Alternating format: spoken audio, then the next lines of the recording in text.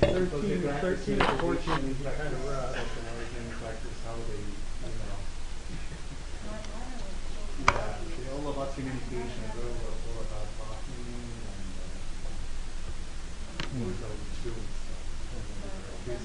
Girls and they're so calm, and I think they can high school can reverse. I'm going to have it easier when I'm older and can't run after them. It's usually really talking with the girls first. Oh, yeah. We get one girl, but she's actually not.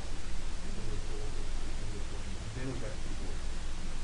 So that's, yeah, that's fine. We expected them to all get a bit same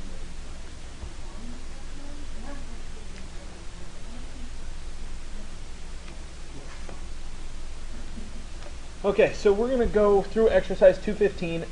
We've been spending a lot of time thus far starting at small scale, building little components, working on a pillow or something at that scale. We're going to go the opposite direction, and this is something that happens in Rhino frequently, in that we want to explore the overall form of something big, and then we divide it up and make it smaller. And this also is a great point to kind of explore derivative geometry, where we have some large shape and then we cut it up into smaller pieces and we add more detail and we keep going the opposite direction.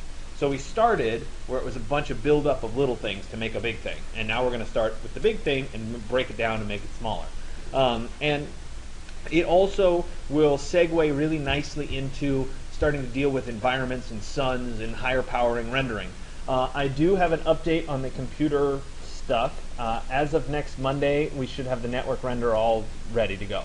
So everything should be good to go, which is right about when we need it.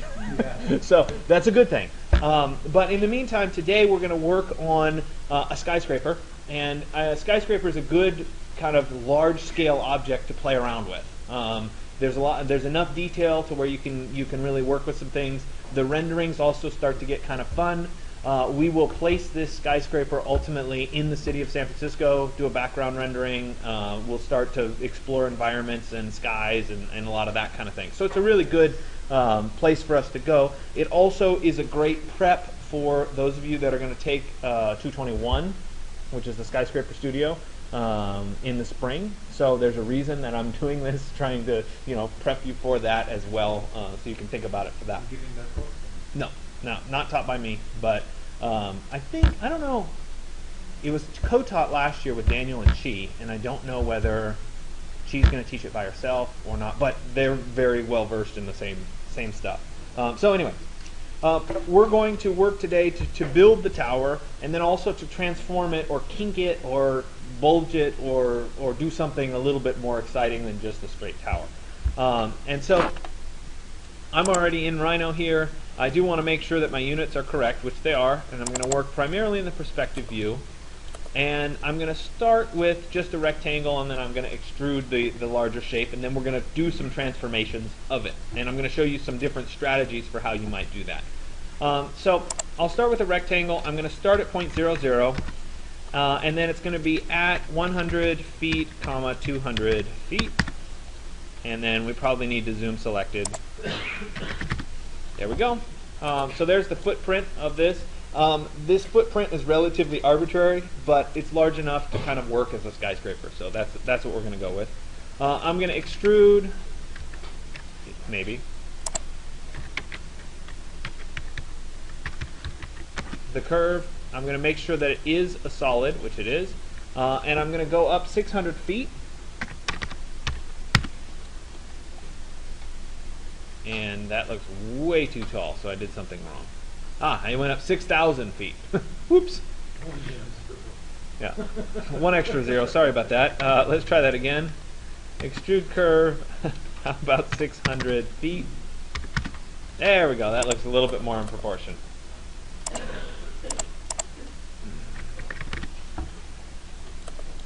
And let me go ahead and change it into shaded mode. Oops. So we can kind of see this object here. Alright, so now I need to perform some transformations of it, and I think this is a really good place to explore the cage edit command. You've already used the cage edit once in the bridge that we did, where we raised the back end of the bridge by 3 inches. But now we're going to get into cage editing a little bit more precisely. I'm going to create several of these so that we can see how the cage edits change. So let me go ahead and copy it so that I have a couple different versions of this. You don't need to copy it.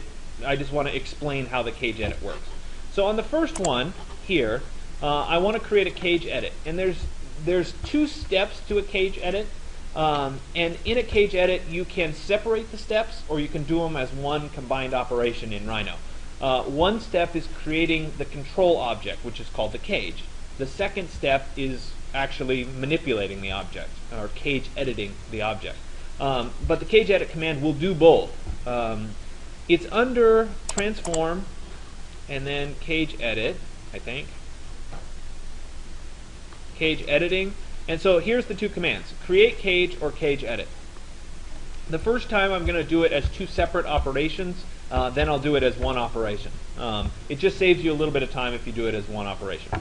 Okay, so I'll click on create cage here. It's also just the cage command. And it's going to say first corner of base or bounding box. Now this is a nice rectangular shape, so there's no reason not to pick bounding box as my cage. So I'll go ahead and say bounding box. Coordinate system, world coordinates are just fine. And then we get to cage points, right? And I think we talked about this a little bit last time, but we have six options. Okay, we have an X point count, a Y point count, and a Z point count. And what this is going to do is determine how many points are in the X, the Y, and the Z. So for argument's sake, I'm going to leave them at 4, 4, 4, and the degree of 3, 3, and 3. Okay, because that's the default. We're going to go back and explain what each of those does as we go forward. Okay, so I've created my cage. Now I want to actually do the edit. So let me go ahead and go up to transform. I'll go to cage editing and then cage edit. Sorry, I want to make sure nothing's selected. Transform, cage editing, and then cage edit. Okay, it's going to say first select the captive objects. That's going to be my shape to begin with. I'll hit enter because I'm done. Select control object, or right here, this is where I can cheat and not have pre-created the object. But since I already created the cage, I'll go ahead and pick the cage. There it is. Region to edit, right? It's going to be global. And you see that it creates a bunch of control points on my object. Now, I said that my X point count, my Y point count, and my Z point count were 4, right? Remember that? Okay. So if I look in the X direction, 1, 2, 3, 4 points. If I look in the Y direction, 1, 2, 3, 4 points. If I look in the Z direction, 1, 2, 3, 4 points. Okay. So this ends up being a fairly complicated object in that I've got a lot of control points to manipulate. And so, for example, if I took one of these control points and I pulled it out, I can bulge out one side of the object. Okay? But let's go back. Instead of actually cage editing this, I'm going to more carefully control this object. So I'm going to go back and do the cage edit again. This time I'm not going to create the cage first. I'm just going to do it all part of the same operation. So I'm going to go to transform, cage editing, cage edit. That's my captive object. Control object is going to be a bounding box. It's going to be a world coordinate system. And then I get to this option again.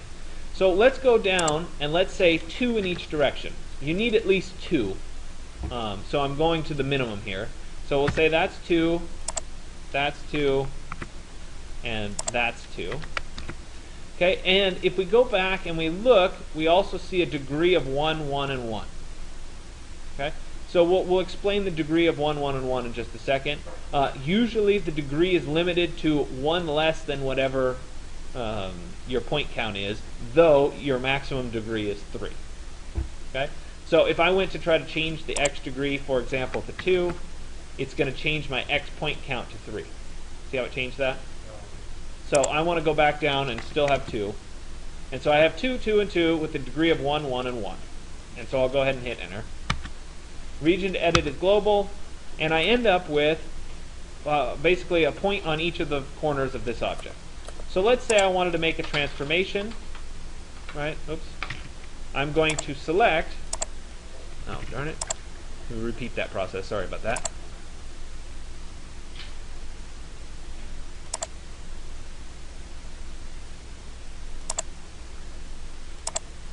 Alright, so there's my points. I'm going to select these top points there and there. And I don't know, let's do a rotate. And let's do 10 degrees. Okay? And so if we look at my building, right, I did a twist to the building, right? I have a nice straight line from there to there, right, and it's going to stay straight. Okay? Let's move on and do a cage edit on this object. Cage edit. And when I go through, oops, it's going to be a bounding box, world. Okay, I'm going to change my X and Y, I'm going to keep at 2, but my Z I'm going to go to 3. Okay, if I keep my Z degree at 1, right, we're going to continue to have straight lines. And so I'm going to do that right now as an example. This is why I'm doing it several times, so you can start to see how this works. Okay, so I keep that at 1, region to edit. Okay, so I end up dividing this in 2 pieces. So let's say that I rotate this center, if I can type, again by 10 degrees. Okay, the resulting building has a kink in it, right, but the sides are still straight. So now let's do this again.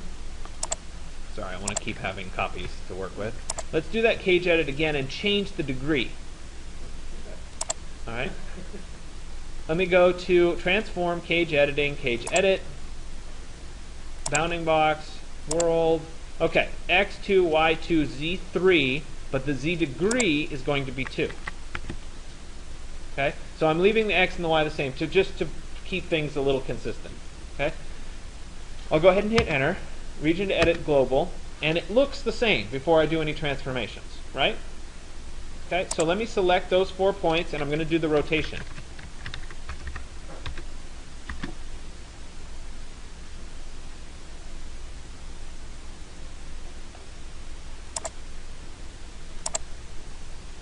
All right, same 10 degrees.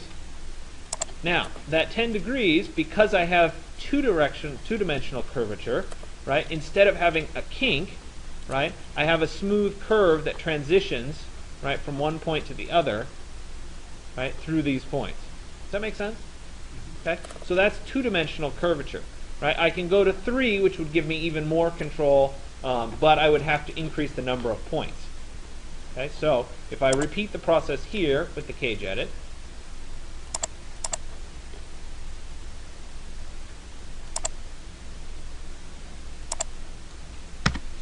and I go to bounding box, world, right? This time I want to change this up, right, to 3. Notice that the Z point count has to change to 4, okay, or more. I'll go ahead and hit enter, region to edit global, right? Now we can rotate these.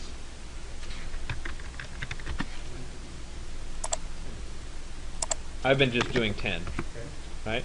So if we look at the two, right, this is a little bit different curvature than this. The difference here is that I can also curve these points in a second direction. Take these two.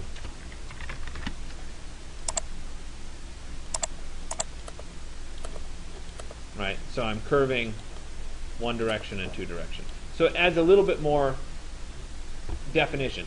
The truth is the difference between a 2-dimensional curve and a 3-dimensional curve is not sufficient such that you're going to really run into it. Generally, if you have more than 3 points, you end up doing a 3-dimensional curve. Okay? So, you're going to go through and create a series of these and play around with what looks right, what feels right for your particular model. Once you've decided on something, I do want to point one other thing out. If we go back, let me copy this one more time. And let me do a cage edit.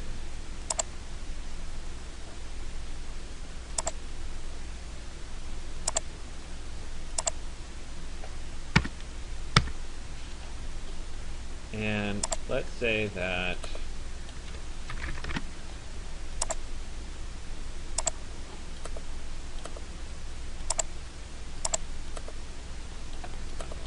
hold on, I need more control points. Oops.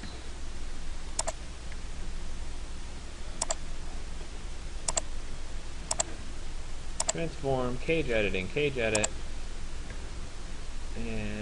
bounding box, world.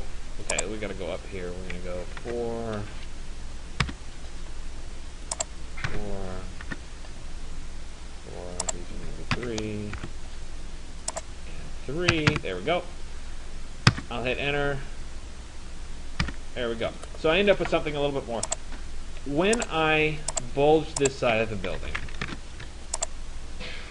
like this, okay, this surface is now curving in 2 directions. It's 2-dimensional curvature, okay? So it's kind of like a globe. The shapes that I created before, all of these shapes, I can unroll the surfaces flat, cut them out, glue them together, and I'll make the surface. I'll go get some examples of shapes that have been put together. When I get to something like this, it's kind of like having a globe or an orange, right? Think about an orange. You can't peel the orange and lay the peel flat without having splits in it, right? Because it's curving in 2 directions. The same thing happens with this shape. This is not a ruled surface. These are all ruled surfaces, which basically mean you have a curve on one side, a curve on another side, and you could create a straight line at any point along that surface. That kind of a surface is unrollable, or what Rhino calls developable.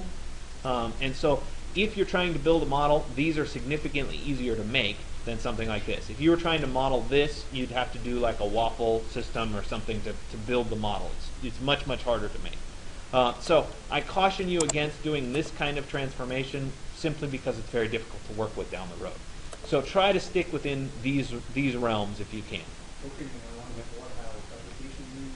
In fabrication. This would be something you could 3D print without a problem, because the 3D printer can make it, right? But if you're going to laser print or laser cut any of these components, you would be stuck, right? Yeah. There is a command in Rhino, it's called smash, that will try to do basically what you do with an orange peel, where you split it into pieces and then you can glue it back together, but it's not that good.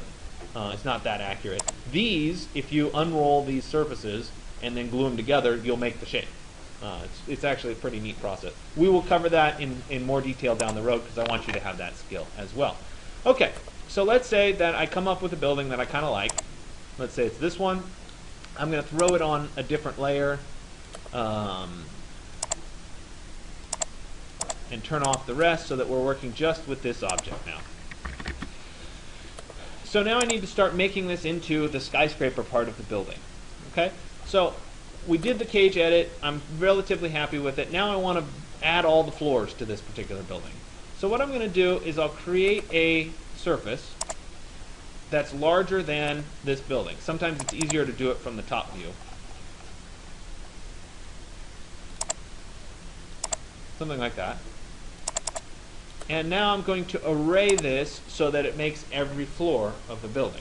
So I'm going to use the array command, which I think it's under transform array, right? This is going to be a rectangular array, okay? And so you can also just type array, which is what I tend to do, okay? Number in the x direction is going to be 1. Number in the y direction is also going to be 1 because we're going up, right? Number in the z direction, I don't remember how many. I think I said 50 floors. 50 stories. 50 stories, 12 feet. right? 12 feet. So number in z direction, I usually do an extra, so I'll do 51 just to make sure I have an extra. I can always delete it after. I'll hit enter. Okay, z spacing or first reference point. Okay, so I can type in how far apart they are. I just know it's 12 feet, so I can type in 12 feet, but I could also specify it with a length. And I'll hit enter. Now one of the things that happens with the array command is it always gives you a preview of what your object is going to look like, right? And so I did do 51, so I got the object on top. I do happen to already have a surface at the top, so I really could change my number. So the number in the... I committed to it. Hold on. I accidentally hit enter in that process. So I can just go ahead and delete this, and I end up with that. So what I have is a bunch of floors. Okay. Now I'd like to trim off all of these floors to get rid of them, and I can use the object to do the trim. Sometimes you'll run into a problem where it's not trimming, in which case you'll do an extra step, and I'll show you that one in a second on the next iteration. So let me go ahead and use the object, and I'll type trim. Trim. If I can type, which I clearly can't, I'm going to trim with this as my cutting object, and then I want to trim off all of these individual floors. It helps sometimes to do them in little jumps so that you don't overload the computer too much. Okay, and so now I have all of the floors divided up. Let me create a new sublayer. Oops, that was not where I wanted the sublayer. Let me rename this first. We'll call this skyscraper. Clearly this keyboard is not working. And let me add a sublayer underneath it. We'll call this surface. I could call it glass or whatever. Let me add another sublayer, and we'll call this floors. Okay, so let me take the poly surface here, and we'll put it on the surface layer. There we go. And I can then make this an active layer. We turn the surface off. There's all my floors. Right, we'll take those and we'll put those on the floors layer. Okay, so now I have a separate set of floors and a separate surface that goes around the outside. Now, the next piece of this is I need the ceilings. Right, so let me go ahead and create a new rectangular plane. Like this. I'm going to move this vertically, right, up 10 feet so that it creates the ceiling of this floor. Then I'm going to array these. Once again, number in the x direction 1, number in the y direction 1, number in the z direction 51. I'll end up with extra, so I could change it to 50. Right? Z spacing is still going to be 12 feet. And I end up with my next set. I do have to commit to it, so I'll hit enter. There we go. I've finished that. Now sometimes you'll end up having trouble where the trim won't work from the surface, and one of the tricks that you can use, and you need an extra separate layer for this, is I'm going to call this intersect. I'm going to make that layer active, and I'm going to intersect this surface with all of these surfaces. So I'll type intersect. It's going to say select objects to intersect. It's going to be that poly surface, and it's going to be all of these surfaces. And I'll hit enter. And it will then create a series of curves, right, that form the intersections of all of these surfaces. I can then use those curves to do the trim. And so if you have trouble, this will almost always work. And of course it's not going to. Come on. We'll let Rhino think.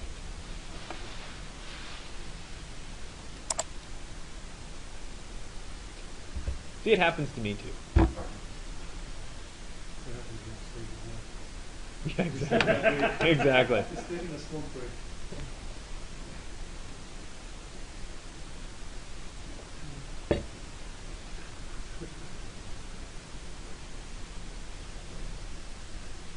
So don't make bubbles when we go model this? I'm going to ask you to do an unroll of it, but I'm not actually going to make you laser cut it and glue it together. In the past, I've made people laser cut it and glue it together. I'm not going to make you do it. We're going to concentrate on environmental renderings of this. But as part of your next assignment 203, you will turn in your renderings, but also your unrolled surfaces, so that I can verify that you know how to do it.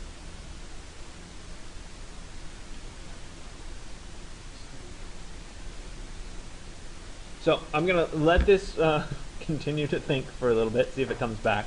But I think you get the idea of what we're trying to do today. The key is to really play around with this, spend some time, create something that you are going to want to work with. I did just a plain rectangle. Think about maybe taking a corner out, giving a little bit more complex floor plan. Maybe we're coming back. So that it's not just a rectangle. Think about kind of transforming the building, tweaking it, making it really your own, as opposed to just, oh, here's another rectangle. Does that make sense? Yeah. Right. So clip off a corner, do something that makes it yours. Right.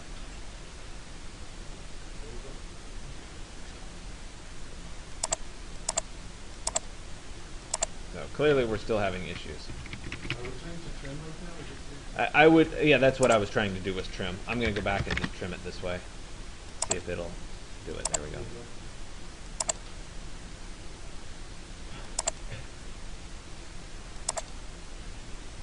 All right.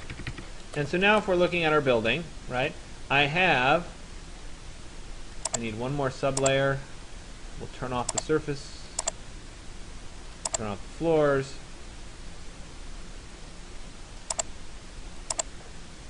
These are all my ceilings. So we'll change object layer. And so now I can turn on my floors and my ceilings there quite nicely. I can also turn on my surface separately. Okay? So that's ultimately what we're looking for in terms of that. A lot of times you'll want a core that goes through the building as well for elevators and that sort of thing. You can do that just as easily. Let me turn off the surface and the floor. Oops, the surface can stay on. The floors should go off.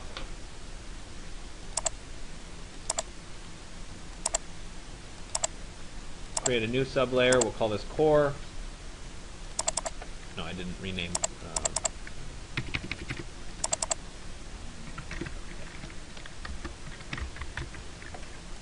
Alright, now in the core, I know it needs to go through the entire building. So I'm going to go in this view, top view, and we'll go, I don't know, at something like that. And then we'll make it taller than the building, something like that. Now I can use that to trim through all of my floors. Right?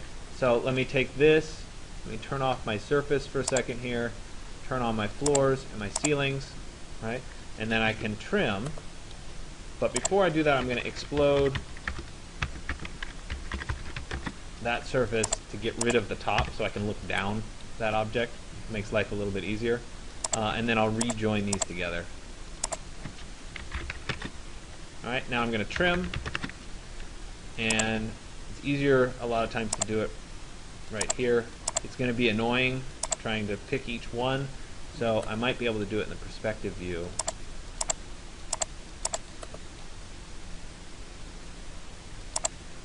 Oops, trim.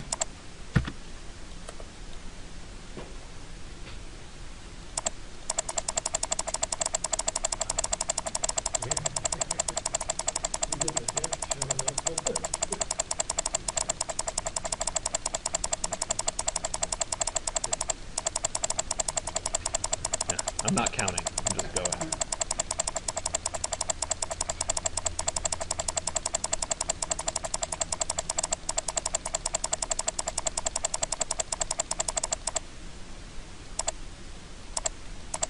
There we go.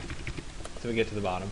And so now, if I turn off that core layer, right, we can see that I have a hole that goes all the way through the building. That would represent my elevator core, or what have you. So you can see that I can relatively quickly build out this as a form, right, and then continue to add more and more detail to it. So we're starting with the outside shape as the form, and then we're adding the detail as we progress. Does that make sense? Okay. So this is what I want you to work on today. Ideally, you're going to end up with something like this when it's done. I'm not asking you to do anything particularly fancy with this rendering. We'll get to environment and glass and all the rest of it. But I do want a rendering of some form. So go ahead and, of course, my V-Ray toolbars are not showing. So do your basic V-Ray materials, that sort of thing. Put an infinite plane, give yourself a little bit of a render, do a directional light, and that's plenty. Okay? We will continue working with this down the road. You're going to insert this into San Francisco. We're going to do environment. We're going to do glass. We're going to do a lot more to it. But this is kind of the first day of it, if that makes sense. Right. We will assign to the surface a glass material. And there are ways of kind of tweaking that material so that we get more reflections. So it's not going to be basic glass. It's going to be a little bit more than that. The problem with glass, like if I did put glass on here now, without a cloud environment, I'm not going to get the reflections that I want, so it's not going to look that good. So there are ways of getting it. We'll get there. Okay? So I'm not expecting the renderings to be perfect today. It's just the geometry that we need.